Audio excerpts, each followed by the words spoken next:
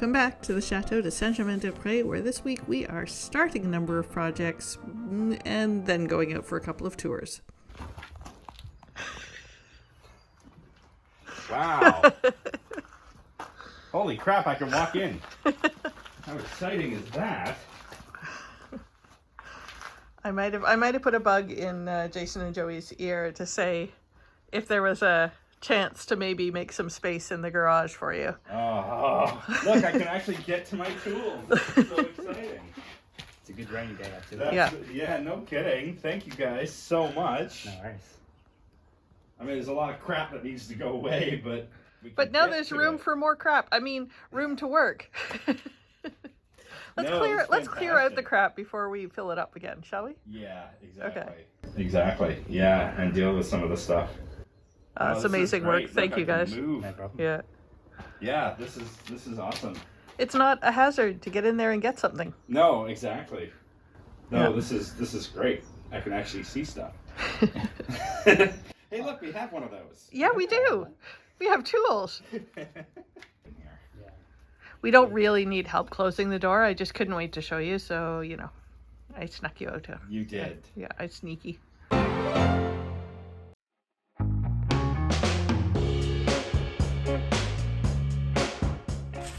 So today's job is the patio. As you can see, got quite a bit of weed and damage at the end here. It's fallen into what appears to be an old stormwater collection pit. So we're going to rip all that up, tidy up all of this weed, and hopefully make a nice little sun deck for the summer. We've shown you before that the Grand Salon here has two sets of French doors that lead out to this terrace. But the terrace itself, we figured it does need a tremendous amount of work. And fortunately, the volunteers have actually done a great job of opening up the first major problem area. So, you can see here, these are all of the paving stones that are on the terrace. But there was a structure underneath here that had obviously collapsed. What it looks to be is that it was another water store at some point, because there's walls here, and the drain here would have come down from the eaves troughs and into this area. And you can see these beams that are here. They were obviously they were structurally across, and these bricks were laid in as a top, and then the paving stones on top of that. Those iron supports are obviously now corroding and breaking away. So we need to figure out now, do we maybe just fill in this area with earth, sand, stone, clean fill essentially, get it up to a level where we can then put the stones back down, the paving stones back down, so that this will now be a nice solid area. Then we can clean up all of the rest of the stones here. We do need to do some leveling, so we'll have to pull these stones up, basically level the ground below, and then put them back down. And then this terrace can be used, which would be great. It'd be great if we could get this space nice and comfortable for people, because coming out of the salon, it's a lovely spot, particularly in the evenings, to sit and have a cocktail and a chat. And plus you got the view of the village down here, and this magnificent magnolia tree that blooms with white flowers in the midsummer time. So anyway, the process is underway. They've done an amazing job so far of opening up. Now we can see what the problem is. Next phase is figuring out how to shore it up, and then we'll get the stones back down and make this more functional. Very exciting. All right, we got the hole cleaned out. Time to fill it back in and pave on top. Just going to use all this construction waste.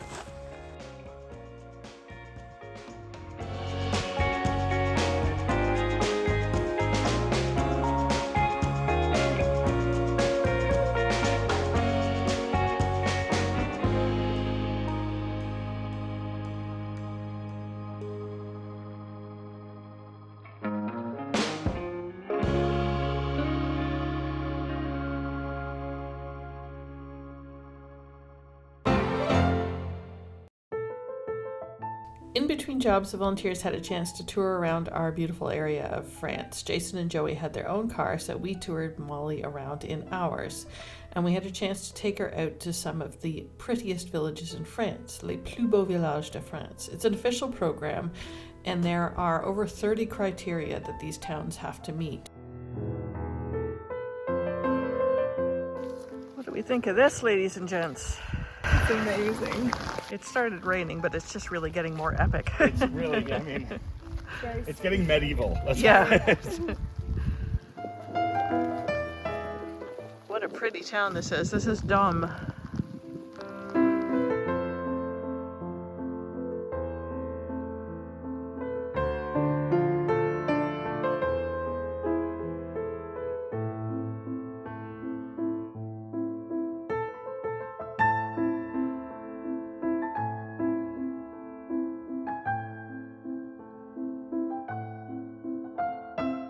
The most significant criteria are that it has to be fewer than 2,000 people in the town, and there have to be 2 culturally significant items in the village. At least one is a historic monument. So, for example, in Saint-Jean-de-Caux, you have the Château de Martigny, which is a historic monument. The other great thing about these little towns is that they quite often have their own little festivals. So again, in Saint-Jean-de-Caux, it's the Floralie.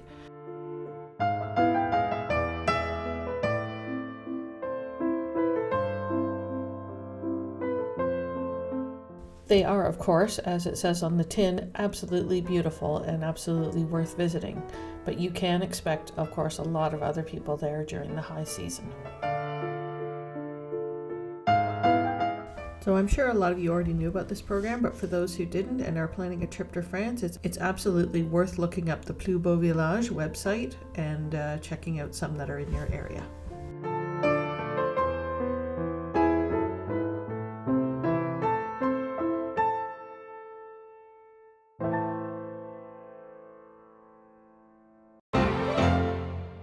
What you got? Excitement. We have got our wallpaper delivery. Oh, can I look? And again, we're going with the Art Nouveau theme, which I know doesn't please a lot of you, but... Ooh, I like it. Oh, wow. It's got nice depth to it. Yeah? Do you approve of the illustration? I do. Excellent. Here, let's do that. So my inspo for this one was the dark blue and gold of the Limoges porcelain. Yeah. Yeah, I actually quite like that. The thing I really like about these kind of wallpapers is, see there's a texture in the background here, right? So you've got a dark field, you've got this little texture. And what that does is it just lifts all of the rest of the graphics up so it has a bit of a dimensional feel to it. Right. So that's something that I look for. But I quite like it. What do you think? I'm excited to see how this looks when it gets up on a wall. Can you lift up a whole strip again? Yeah. Oh, yeah. I love the scale of it. Molly and I are going to get cracking. So some of you will have seen that when we went to the Brocante a couple of weeks ago, we picked up this copper pot that has already been converted to a sink. Yeah. And we're going to put that in this bathroom. And I think that's really quite nice, don't you? Like it's a warm tone, but it sort of fits nicely with the rest of the wallpaper. I think that's going to look really quite nice. I would love it if the lines here were just a little bit more of the copper tone, but I think it's pretty close. Yeah, and even like this color, Yeah. you know, the little bits in here are a bit Oh, more that's better. coppery, right? Yeah. But it complements the blue really nicely. Yeah, it I does. think, you know, it's a really nice combination. Yeah. So yeah, I think that's going to look great. All right, that awful color is finally going away. That's very, very exciting. Yes, although I can't reach the ceiling, so. All right, yeah, that is a bit of a tricky bit. That's okay, we'll sort that out, don't you worry. Today, we're making bad choices. Yes, we are. We are doing wallpaper before we paint the pipes. There are reasons for this, which I won't go into, but basically it's mostly to show you what not to do, right? Yes, important reasons. Exactly. So there's 2 of us in this tiny little bathroom. It's really tiny. There's room for 2 more at least. There's a whole other room. Yeah. According to the rave we had, there's room for at least 4 more. We won't go into that. Yeah.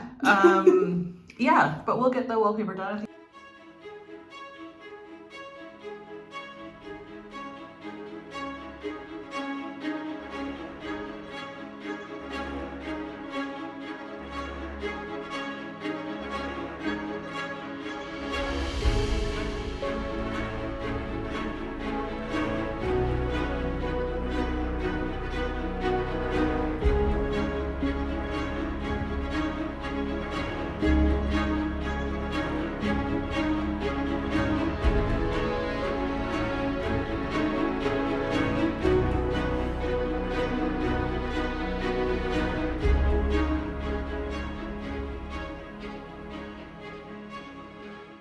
Do little WC, they said. It'll be easy, they said. There's a lot of giggling going on up here. Oh no, it's like past that to delirium. Yeah. Oh, really? Can I see how it's coming? Feet are asleep, and yeah, it's All right, let's have a look. Ah, looking nice. Don't look closely. I like the paper a lot. I do too. Yeah.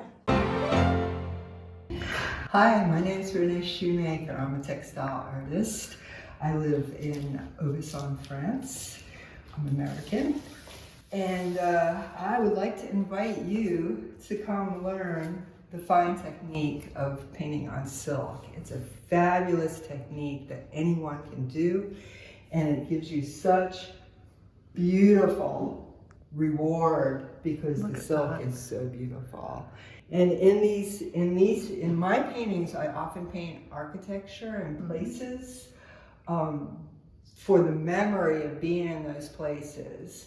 And working on the silk with these colors would be so beautiful. And the castle here, look at this wallpaper, it's so inspiring. And as I was saying, I often do architecture because I like a sense of place, but we will look together, we will look and see what's in our environment, use the flowers, use the vegetation, use the architecture, and create something.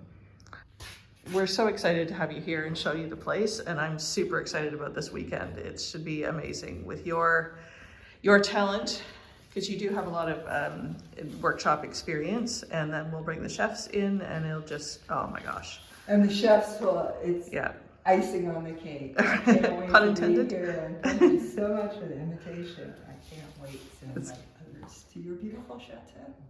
Or a particular yellow, and I find when I'm painting that when I put one color down, that's going to inform the next color. Okay. So I can't really say, oh, I want a particular blue or a particular green, because it's what the color is that goes on the silk is going to inform the choice of the next color.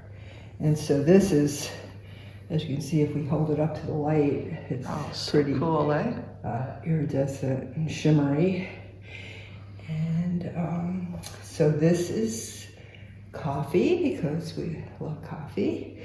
And this is a house in Felletin, France. But I love quirky architecture in France. It's full of quirky architecture. This scene is from New York City. It's a yarn shop in the village.